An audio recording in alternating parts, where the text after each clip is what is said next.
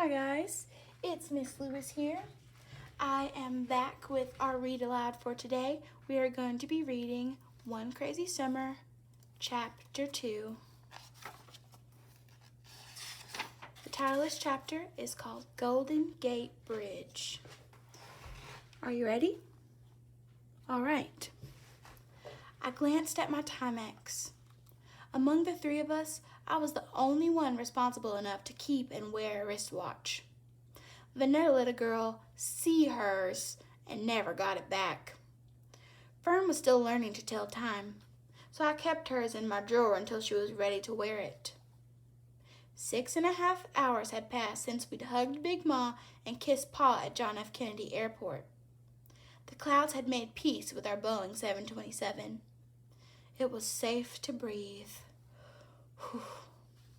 I stretched as far as my legs could go. With these long legs, I'm taken for 12 or 13, even a little older. No one ever guesses 11 going on 12 on their first try. More than my long legs, I'm sure it's my plain face that throws them off. Not plain as in homely plain, but even plain, steady. I'm not 9 or 7 or given to squealing or oohing like Vanessa and Fern. I just let my plain face and plain words speak for me. That way, no one ever says, "Huh?" to me. They know exactly what I mean. We were long gone from thick white clouds, the plane steadily climbing down. The intercom crackled, and the pilot made an announcement about the descent and altitude that we would be landing in 10 minutes. I let all of that pass by until he said, "And to your left, as we circle the bay, is the Golden Gate Bridge." I was now a liar, a stone-faced liar. I wanted to squeal and ooh like a 7-year-old meeting Tinkerbell. I had read about the Golden Gate Bridge in class, the California Gold Rush, the Chinese immigrants building the railroads connecting east to west. It wasn't every day you saw a live picture of what you read about in your textbook. I wanted to look down from above the world and see the Golden Gate Bridge. Being stuck in the middle seat, I was mad at myself. Of the three of us, I was the first aboard the 727. Why hadn't I taken the window seat when I'd had my chance? Instead of the squeal I knew I wouldn't come out of me in the first place, I sighed. No use crying about it now. The truth was, one pout from either Vanessa or Fern and I would have given up the window seat. This was the only way it could be. Vanessa and Fern on either side and me in between them. 6.5 hours was too long a time to have Vanessa and Fern strapped side by side picking at each other. We would have been the grand Negro spectacle that Big Ma had scolded us against becoming when we were back in Brooklyn. It seems like the main character gives up a lot of things for her sisters, and seeing the Golden Gate Bridge was one of those things that she did. Still, the Golden Gate Bridge was getting away from me. I figured at least one of us should see it, and that should be the one who read about it in class. "Look, Vanessa, look down at the bridge." Vanessa stayed tight to her stubborn curl, her chin in her lap. "I'm not looking." I turned to my right and got a mouthful of hair and barrettes. Fern had leaned over from her aisle seat. "I want to see. Make her switch." To Fern, the Golden Gate Bridge sounded like Sleeping Beauty's castle. She halfway believed in things not true and didn't know where fairy tales ended. No use spoiling it for her. She'd figure things out soon enough. Fern was wriggling out of her seatbelt and climbing on me to get a glimpse. This was how it was at home. Why should 1,000 feet up in the air make any difference? "Sit back, Fern," I said in my plain, firm voice. "We're getting ready to land." She pouted, but sat back down. I tightened her seatbelt. Vanessa's face stayed in her lap. That was just pitiful. "Go look down, Vanessa," I said, "before you miss it." Vanessa refused to pry her chin from her lap. She stuck her thumb back in her mouth and closed her eyes. I wasn't worried about Vanessa. Once we got on the ground, she'd be her showy self again, and this fraidy cat episode would be long faded. As we continued to circle the bay above the Golden Gate Bridge, I felt like I was being teased for the simple act of wanting. Each time the plane curved around, I knew in my heart it would be my last chance, and the bridge was singing, "Na na na na na, you can't see me." Now, I had to see the bridge. How many times would I be this high up and have a sight as spectacular as the Golden Gate Bridge right underneath me? I loosened my seatbelt, lifted myself, and leaned over Vanetta's head and shoulders to get a good look out of the oval window. I pressed against Vanetta, just a little, not enough to cause a stir. But Vanetta and Fern, who was now angry, both hollered, "Delphine!" as loud as they could. Heads turned our way. Our stewardess rushed to our row. "Sit in your seat, missy," she scolded me. "We're getting ready to land." Even though there were only 8 Negroes on board, counting my sister and me, I had to manage to disgrace the entire Negro race, judging by the head shaking and tisk-tisking going on around us. I shifted my behind into my seat and tightened my seatbelt, but not before I had seen orange steel poking through thick ground clouds below. Smog. I might put a thought track on that, just if I don't know that word.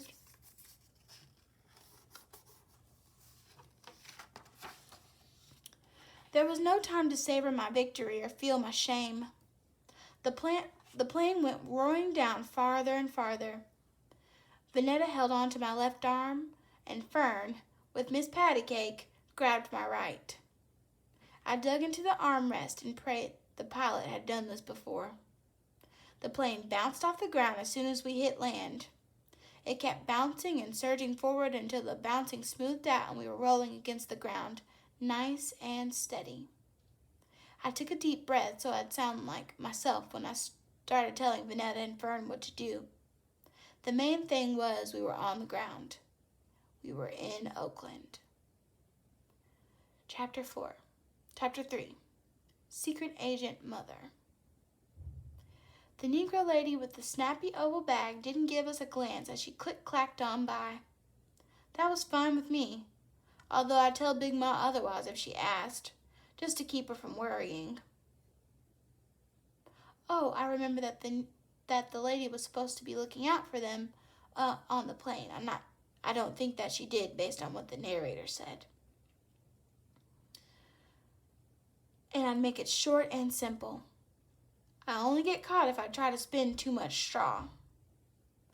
I think spinning straw means telling fibs or telling lies maybe. With both feet safely on the ground, Vanetta became her old self, her face shiny and searching. What do we call her? I'd gone over this with Vanetta and Fern many, many times. I told them long before Papa said we were going to meet her. I told them while we packed our suitcases. Her name is Cecile. That's what you call her. When people ask you who she is, you say, she is our mother. Mother is a statement of fact. Cecile Johnson gave birth to us. We came out of Cecile Johnson. In the animal kingdom, that makes her our mother. Every mammal on the planet has a mother, dead or alive. Ran off or stayed put. Cecile Johnson, mammal birth giver, alive and abandoner, is our mother. A statement of fact. Even in the song we sing when we miss having a mother, and not her, but a mother, period, we sing about a mother. Mother's gotta go now, la la la la la la la. Never mommy, mom, mama, or ma. Mommy gets up to give you a glass of water in the middle of the night. Mom invites her friends inside when it's raining. Mama burns your ears with a hot comb to make sure your hair look pretty for class picture day. Ma is sore and worn out from wringing your wet clothes and hanging them to dry. Ma needs peace and quiet at the end of the day. So it seems like those words mommy, mom, mama, or ma are symbols of when a person takes care of you. Because getting you a glass of water in the middle of the night is taking care of you. Washing your clothes is taking care of you.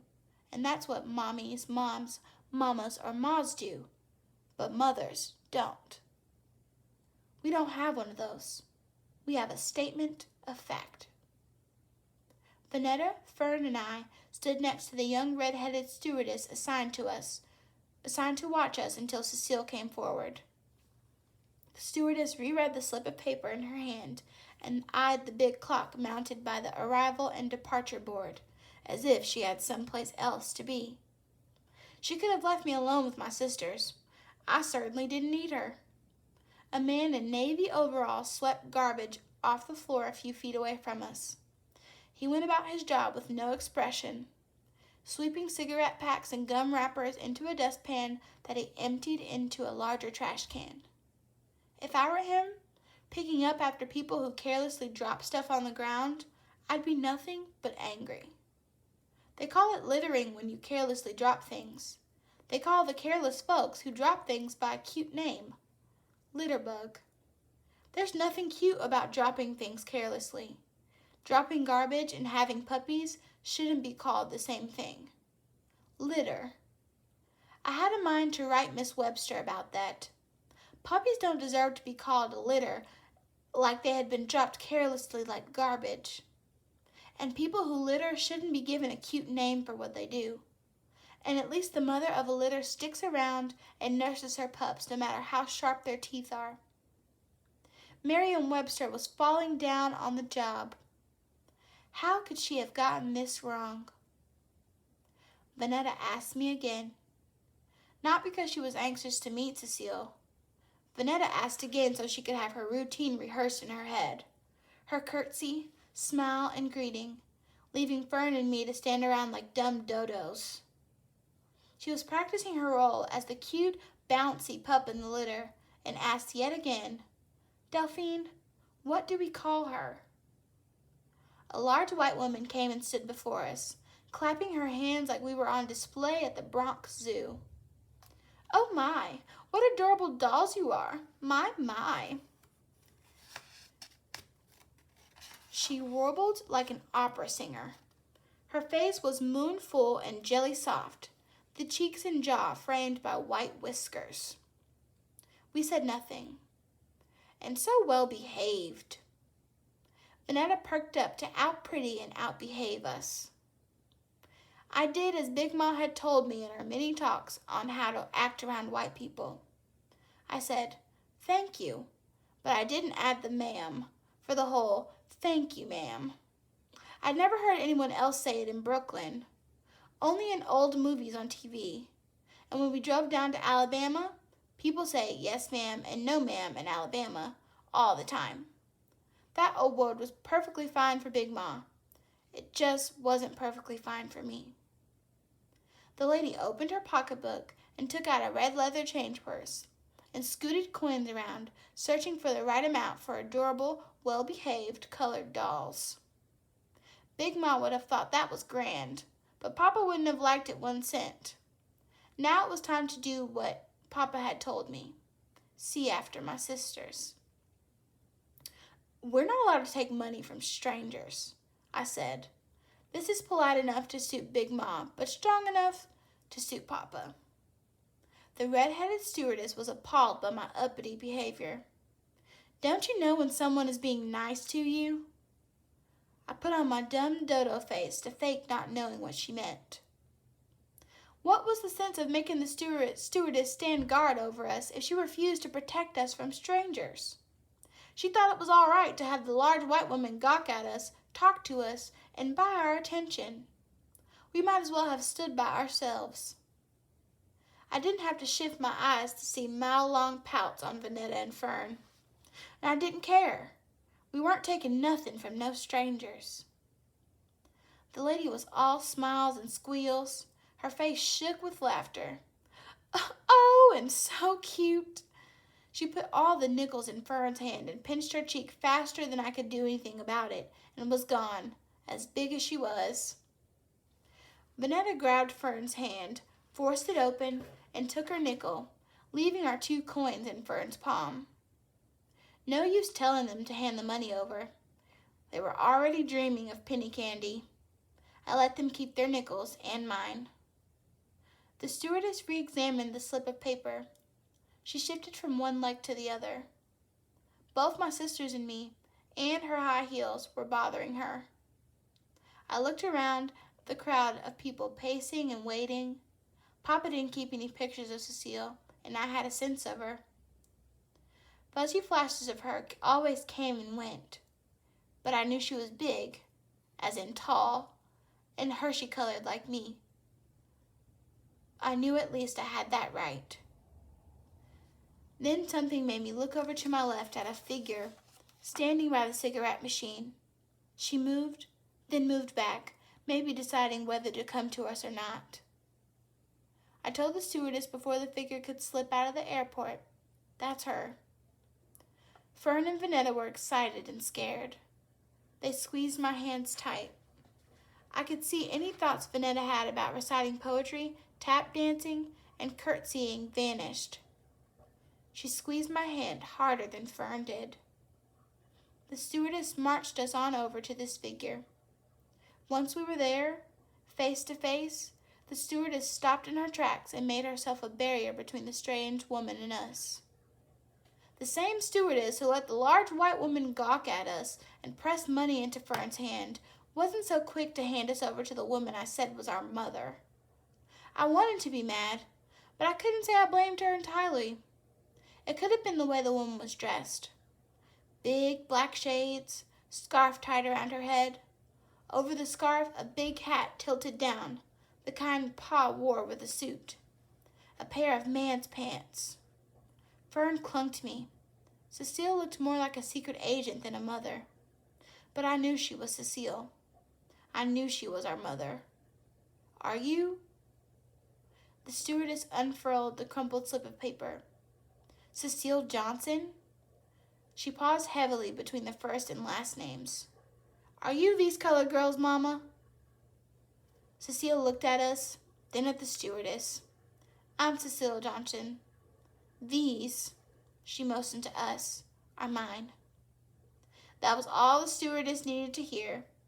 She dropped the slip of paper on the floor, handed us over, and fled away on her wobbly high heels. Cecile didn't bother to grab any of our bags. She said, "Come on." Took 2 wide steps and we came.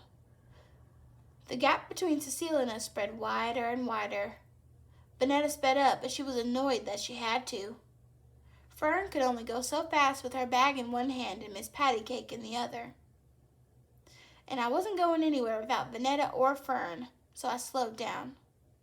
Cecile finally turned as she got to the glass doors and looked to see where we were. When we caught up, she said, "Y'all have to move if you're going to be with me." "Fern needs help," I told her. Then Fern said, "I do not." And Vanetta said, "I need help." Cecile's face had no expression. She swooped down, grabbed Fern's bag handle, and said, "Y'all keep up." She started walking the same wide steps as before. I took Fern's hand and we all followed. The gap wasn't as wide as when we first started out, but there was distance between Cecile and my sisters and me. Mobs easily threaded through and around us. You couldn't see we were together. There was something uncommon about Cecile. Eyes glommed onto her. Tall, dark brown woman in man's pants, whose face was half hidden by a scarf, hat, and big dark shades. She was like a colored movie star. Tall, mysterious, and on the run. Mata Hari in the airport. Except there weren't any cameras or spies following the colored, broad-shouldered Mata Hari. Only 3 girls trailing her from a slight distance. We followed her outside, where green and white cabs lined up. Instead of going to the first cab in the line, Cecile ducked her head and searched every other cab. It was the 4th cab that she bent down and rapped against the window. The driver, wearing a black beret, leaned over, nodded, unlocked the front door, and said something like, "Zilla," which I guessed was short for Cecile in a colored Oakland way. Cecile opened the back door. "Come on," I asked. "Can we put our bags in the—" "Girl, will you get in this car?" Vanetta and Fern stiffened. Big Ma could be hard. Papa didn't play around, but no one talked to me like that. It was just as Big Ma had said. We were in a boiling pot of trouble cooking. Still, there was no time to soothe my pride. I had to make everything all right for Vanetta and Fern so they'd fall in line. I got in first with my bag, pulling Fern in with me while she held on to Miss Patty Cake, and then Vanetta got in with her bag. Cecile and the cab driver lit up cigarettes as we drove on. At least Papa doesn't smoke his Viceroys in the Wildcat. Vanetta coughed, and Fern looked green. I didn't bother to ask what I could and could not do. I cranked down my window to let the air in. We were quiet, riding along, gazing out the windows at Oakland and stealing looks at Cecile.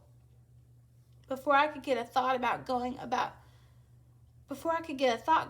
Cecile or Oakland, the cab driver let us out not too far from the airport.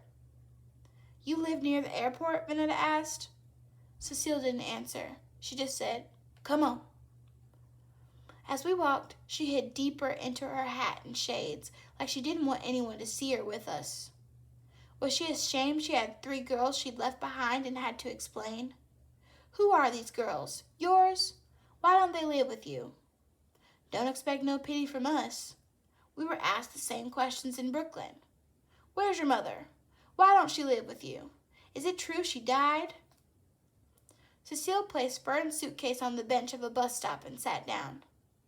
"Why are we taking the bus?" Vanetta asked. "Why didn't the cab take us?" I shushed Vanetta just to keep Cecile from saying something mean. By my Timex, the bus came in 4 minutes. Cecile made us get on first and said, "Go all the way to the back and sit down." When we found seats, Cecile was still with the bus driver, arguing with them. 10 and under ride for free," she said. "Now give me 4 transfers." I'd been 11 for a good while, standing tall, but I said to Vanetta and Fern, "If anyone asks, I'm 10. Vanetta folded her arms. "Well, I'm still 9, and I am not going back to 8. Fern said, "I'm staying 7. I hushed them both down. A lot of good it did that the bus driver heard us getting our ages straight. Tell the truth, it was Cecile I was worried about, not the driver. We didn't have to stay with the bus driver for the next 28 days. We had to stay with Cecile.